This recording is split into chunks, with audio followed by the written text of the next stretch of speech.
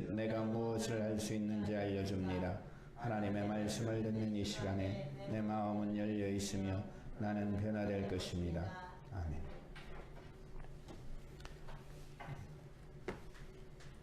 여 하나님께서는 자비가 크셔서 모든 사람들의 잘못을 용서해 주십니다. 그분은 자비가 풍성하시고 은혜로우셔서 그에게 나오는 모든 사람들의 죄를 다 용서해 주시고 언제든지 그를 따뜻하게 맞아 주십니다. 그래서 우리는 하나님의 은혜에 의지해서 구원을 받을 수가 있는 것입니다. 인간의 힘과 인간의 노력과 인간의 의지로는 극복할 수 없는 것들이 너무 많이 있습니다. 물론 인간의 힘과 인간의 의지로 극복할 수 있는 것들이 참 많이 있죠. 그래서 인간은 문화를 발전시키고 사회를 발전시켜 왔습니다. 그러나 그렇게 발전시키고 개발해 왔다고 할지라도 인간이 모든 것을 해결할 수 있는 것은 아닙니다. 오히려 인간이 해결하지 못하고 인간이 무능력하고 인간의 무기력함을 경험할 수밖에 없는 그러한 점들이 너무 많이 있습니다. 때로는 어떤 일일에 집중해서 뭔가 하려고 이루어 보려고 했지만 그것을 이루지 못할 때 우리는 낙심합니다. 내가 뭔가 하나님의 일을 시도했지만 그것이 하나님의 뜻대로 내 뜻대로 되어지지 않았을 때 우리는 낙심합니다. 엘리야가 그랬습니다. 바알과 아세라 선지자 850명과의 갈멜산에서의 영적인 싸움에서 승리했지만 그리고 그가 기대했던 것은 이제 전 이스라엘이 하나님께로 돌아와 하나님을 섬기며 이제 무엇인가 하나님의 영적인 역사가 일어날 것이라고 생각했고 기대했었는데 그에게 다가온 것은 그런 기대와는 완전히 반대되는 상황이었습니다. 이세벨이 그를 죽이려고 모의했고 어떻게 하든지 그를 죽이려고 힘을 썼습니다. 그래서 그는 도망가기에 바빴습니다.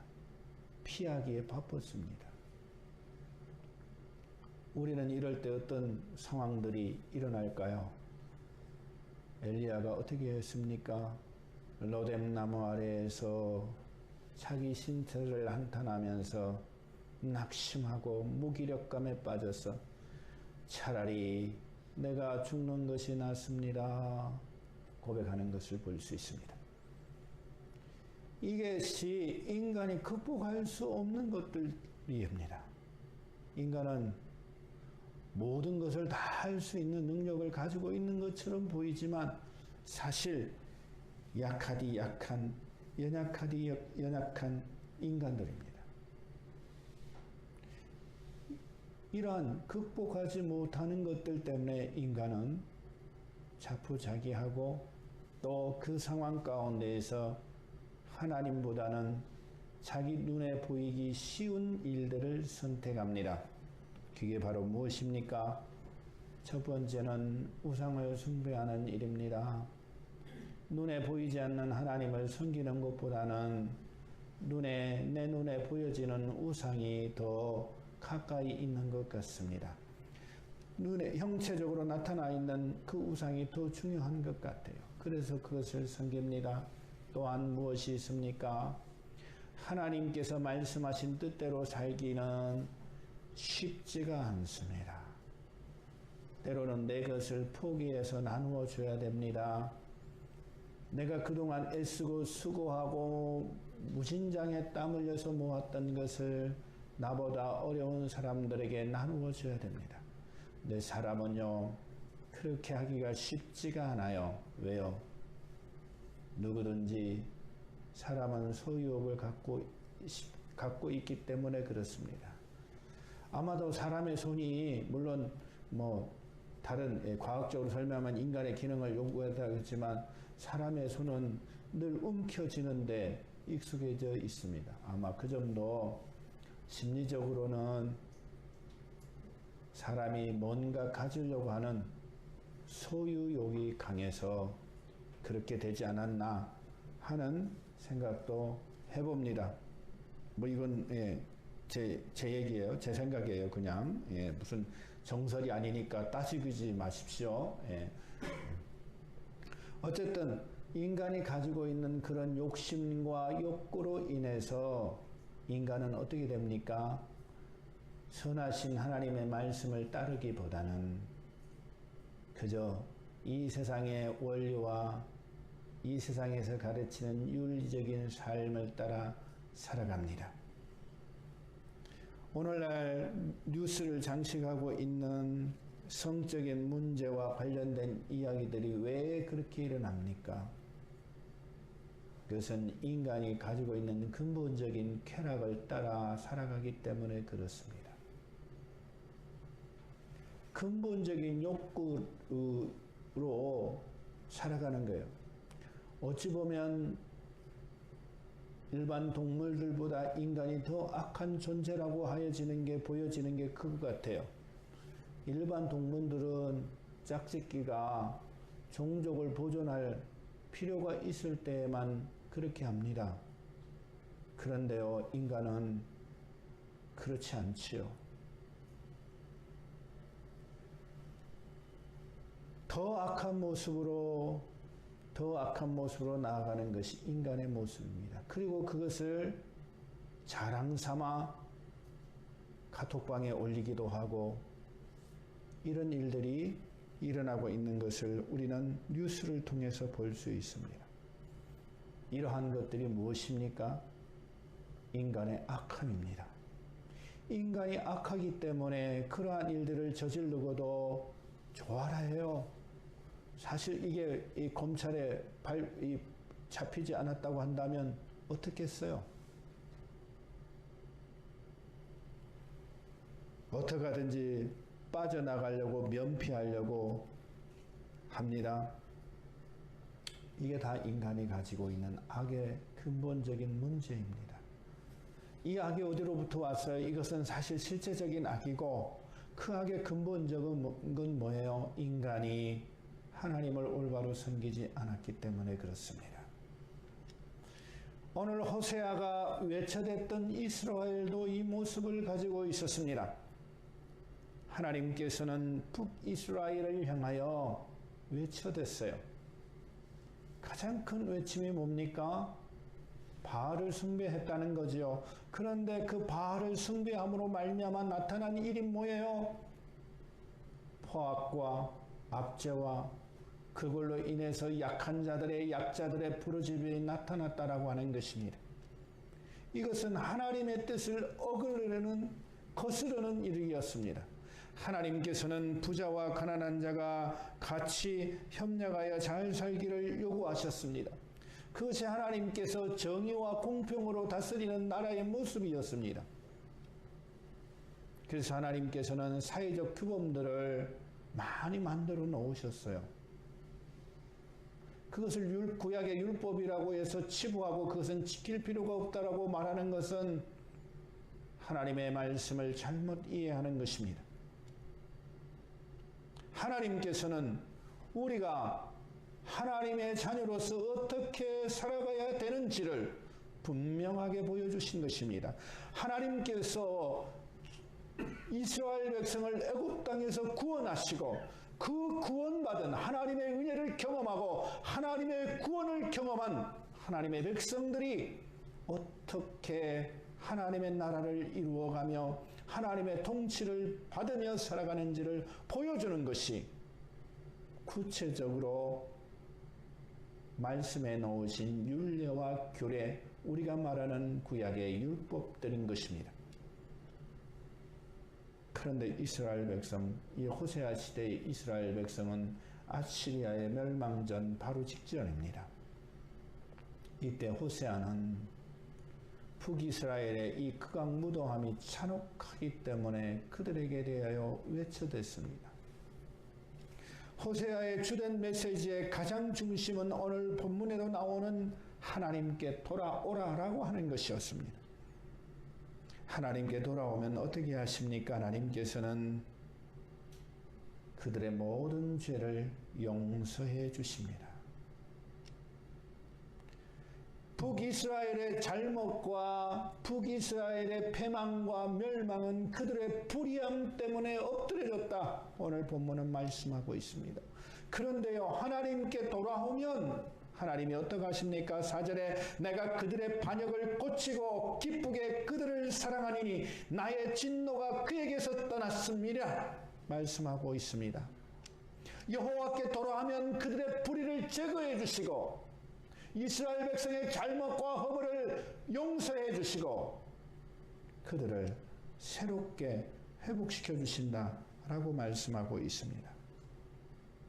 그들이 어떤 모습으로 살았건 그들이 지금까지 했던 모든 불의함 이것을 완벽하게 제거해 주신다라고 하는 것입니다.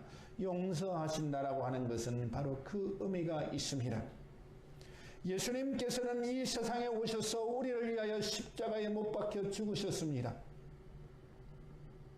예수님은 인간의 나약함과 연약함 때문에 오셨고 인간의 그 나약함과 연약함 때문에 하나님의 뜻을 따르지 못하고 인간이 죄를 짓고 불의 가운데 있음을 아시고 그 모든 죄와 불의를 제거하시기 위하여 이 땅에 오셨습니다. 용서라고 하는 것은 예수님의 입장에서는 단순히 너 그래 괜찮아? 우리가 생각하는 그 용서가 아닙니다. 거기에 더하여 그가 가지고 있는 죄의 근본적인 문제를 제거하시는 것입니다. 없애시는 것입니다. 그냥 너 죄 지었어? 그래 용서한다. 그 다음에 죄 짓고 살고 이게 아니고요. 죄의 근본적인 문제, 죄의 뿌리를 갈아엎으시는 것입니다. 그래서 완벽하게 그 죄의 문제를 해결하시는 것입니다. 예수님의 십자가에서의 죽으심, 그리고 그 십자가의 죽으심으로 통한 속죄는 그래서 온전한 것입니다.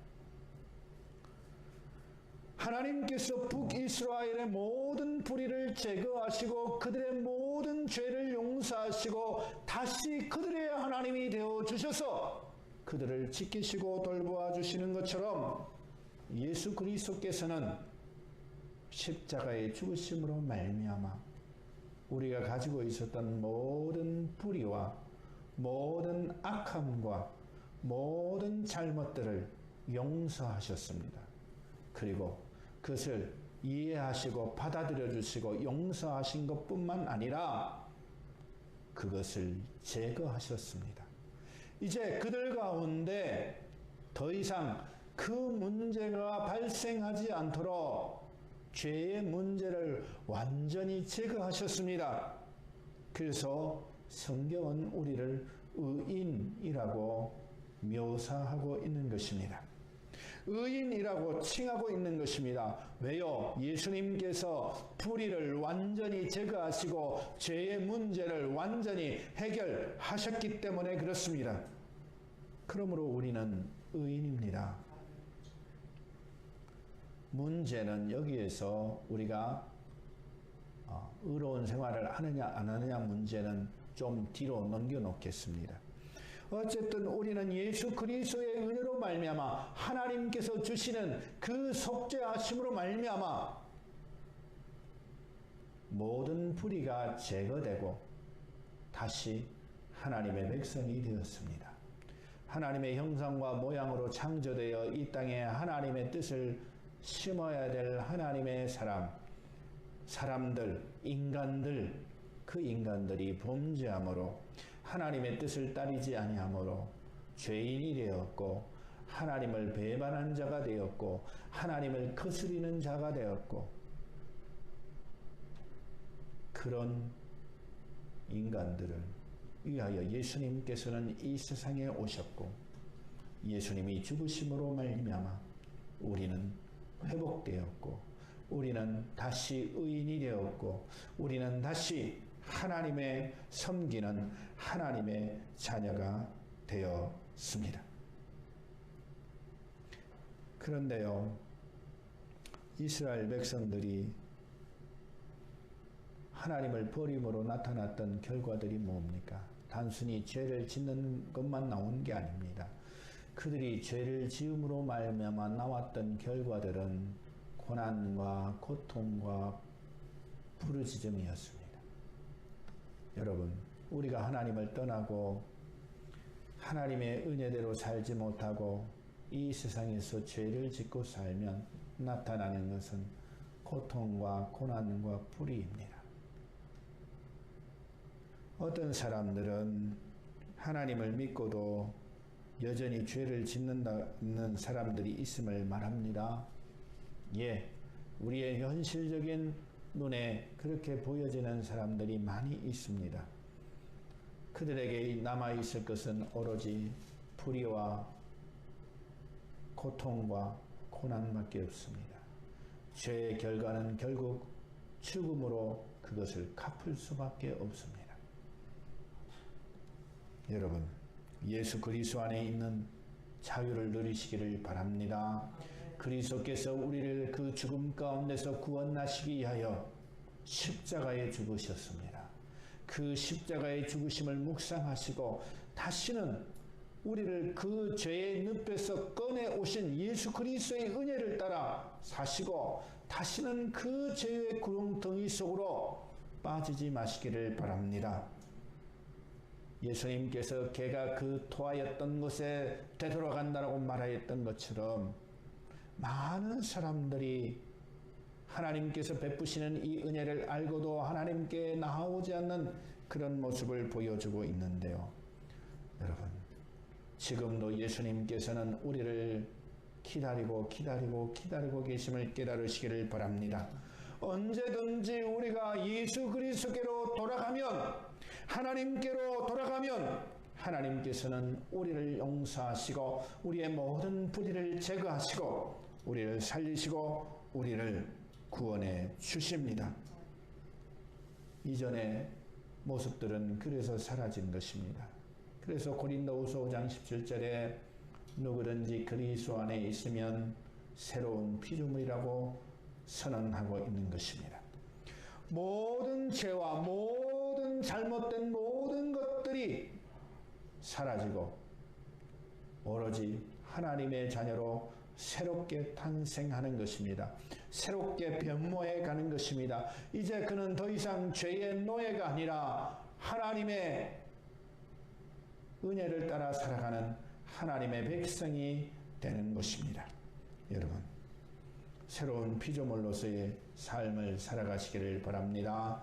그리스도께서 우리를 구원하셨사오니 그리스도를 따라 사는 삶을 살아가기를 바랍니다. 더 이상 우리의 가운데 불의를 가지고 있지 마시고 모든 불의를 제거하시고 하나님께로 나아가시기를 바랍니다. 이제 입술의 열매를 가지고 하나님께로 나아가시기를 바랍니다. 하나님께서는 이스라엘의 죄와 불의를 제거하는 것으로 끝나는 게 아니라 이제 그들을 돌보시고 이끌어 주셔서 입술의 열매를 맺게 하십니다. 그들이 열매를 맺게 하십니다.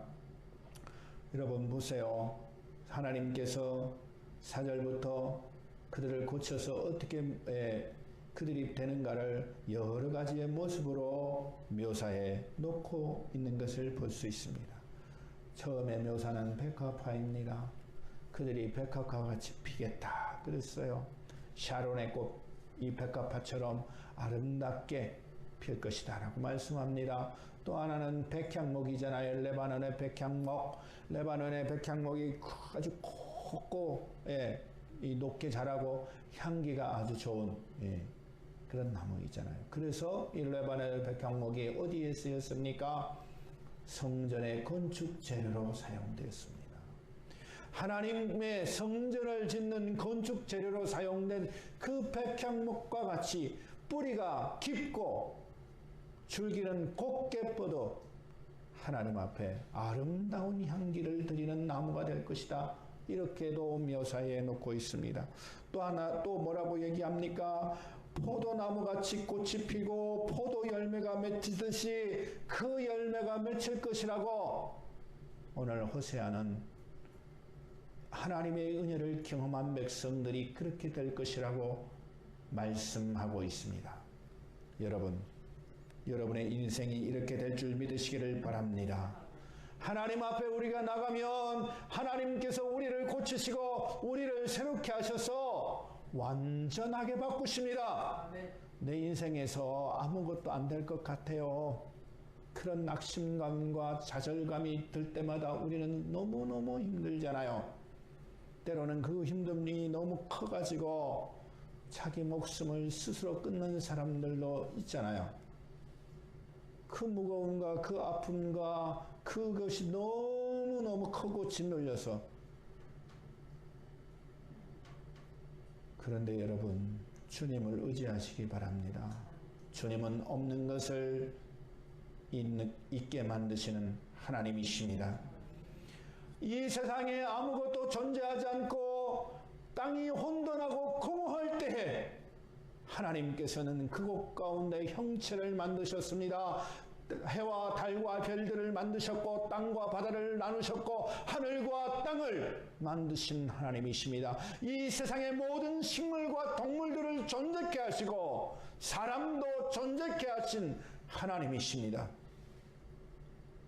하나님은 뿐만 아니라 나의 폐부까지 깊숙이 살피시는 하나님이십니다. 나도 나를 잘 모르지만 하나님은 나를 가장 잘 이해하시고 잘 아시는 하나님이십니다. 오직 했으면 바울은 시편에서 이렇게 고백했겠습니까? 내 아버지는 내 부모는 나를 버렸으나 여호와는 나를 영접하시리이다. 아무도 우리를 도와주고 아무도 우리를 지켜봐주지 않는 그런 상황이라 할지라도 하나님은 우리와 함께 계십니다. 하나님은 나와 함께 계십니다. 그래서 그 하나님의 이름이 임마누엘 하나님이십니다. 여러분, 하나님이 나와 함께 계심을 믿으시기를 바랍니다. 그리고 하나님께서 그냥 나와 함께 계시는 게 아니에요. 하나님은 나를 동력하십니다. 나를 촉발시키십니다. 내가 움직일 수 있도록 만드시는 에너지원이셔요. 이 에너지원이라고 해서 또 큰일 날라. 예. 나를 힘있게 만드시는 근원이시라는 말씀이에요. 하나님께서는 내가 활기 있고 다시 새롭게 일어날 수 있는 그렇게 만들어주시는 하나님이세요. 그렇기 때문에 인간의 연약함과 인간의 나약함과 이 좌절감을 극복하기 위해서 어디로 나아가야 되느냐? 하나님께로 나아가야 됩니다. 나의 근본이신 하나님께로 나아가야 됩니다. 나의 근본이신 하나님께로 나아가면 하나님께서 내 연약함을 들어 사용하십니다. 나는 부족하고 연약하지만 하나님께서 그 부족함과 연약함을 통해서도 하나님의 영광을 드러내시고 하나님의 의를 나타내시고 하나님의 역사를 이루시는 것입니다. 이게 하나님의 통치의 인형이십니다. 세상은요, 강한 자가 다스리는 거예요. 강한 자가 모든 것을 소유하는 거예요.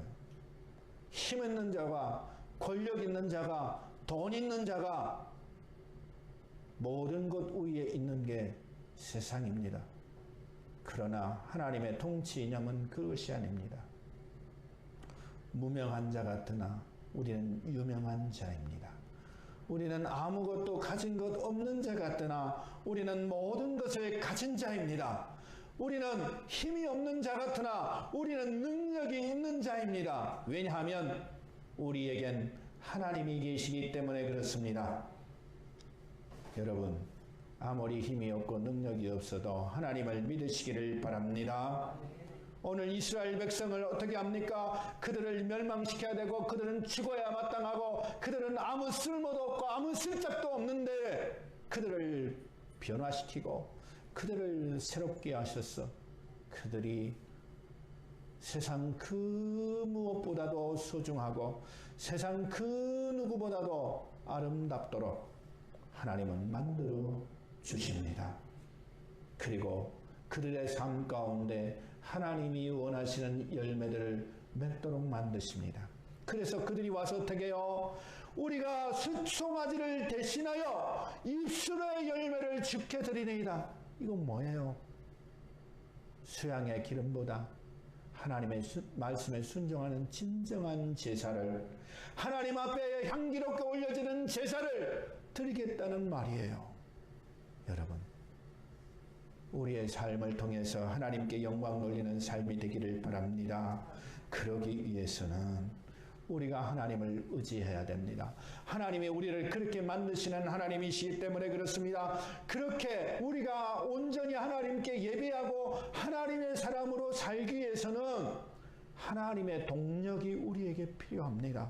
하나님의 힘 주심, 하나님이 우리에게 용기를 북돋아 주심, 하나님이 우리를 돌보아 주심이 필요합니다. 그거 없이는 불가능해요. 그렇기 때문에 우리는 하나님께로 돌아가야 돼요. 하나님께 나아가야 돼요. 하나님의 도우심을 구해야 돼요. 인간이 인간의 힘으로 할 수 있는 것은 한계가 있어요. 부족해요. 그러나 완전하신 하나님이 우리를 도우시면 우리가 모든 것을 할 수 있음을 고백하시기를 바랍니다. 내게 능력 주시는 자 안에서 내가 모든 것을 할 수 있다고 말한 바울의 고백이 우리의 고백이 되기를 바랍니다. 그리고 하나님께서는 우리가 하나님을 섬기면 열매를 맺을 수 있도록 그렇게 만들어 주시는 분이십니다. 하나님께서는 그 일을 위하여 우리에게 보혜사 성령을 보내주셨습니다. 보혜사 성령을 통해서 우리가 하나님의 말씀인 진리를 깨닫고 진리 가운데로 나아가게 하고 우리가 진리 안에서 열매를 맺을 수 있도록, 의의 열매를 맺을 수 있도록, 성령의 열매를 맺을 수 있도록 하나님의 성령은 우리를 동력하시는 분이십니다. 우리의 힘을 북돋아 주시고 우리를 채근하시며 때로는 우리를 이끌어 가시고 때로는 우리를 휘몰아 가시는 하나님의 성령이신 것입니다. 여러분, 그 하나님의 영을 의지하시기를 바랍니다. 하나님께 내 인생을 맡기기를 바랍니다. 그리하면 하나님께서 기뻐하시고 하나님께서 원하시는 열매들을 맺을 수 있습니다. 이렇게 하나님께서 우리를 돌보아 주시고 하나님이 우리의 죄를 용서해 주시고 우리와 함께 하시기 위해서 우리가 우리 측에서 해야 될 일이 있는데요. 그게 뭐냐면 말씀을 가지고 여호와께 돌아가는 것입니다. 하나님께서 이스라엘 백성들에게 말씀합니다. 너는 말씀을 가지고 여호와께 돌아와서 아뢰기를 그렇습니다. 하나님의 말씀을 가지고 돌아가야 됩니다. 왜 하나님의 말씀을 가지고 돌아가야 될까요? 그냥 돌아가면 됐지. 이스라엘 백성들이 바알을 섬기고 하나님을 섬기는다고 하는 그 기준, 잣대, 그 평가 어디로 나타났습니까? 바로 누구의 말을 따르느냐라고 하는 것입니다. 하나님께서는 이 세상에 하나님의 뜻이 실천되기를 원하셨습니다. 하나님의 백성들 가운데 하나님의 역사가 일어나고 하나님이 통치하시고 하나님의 다스리는 나라가 일어나기를 원하셨습니다.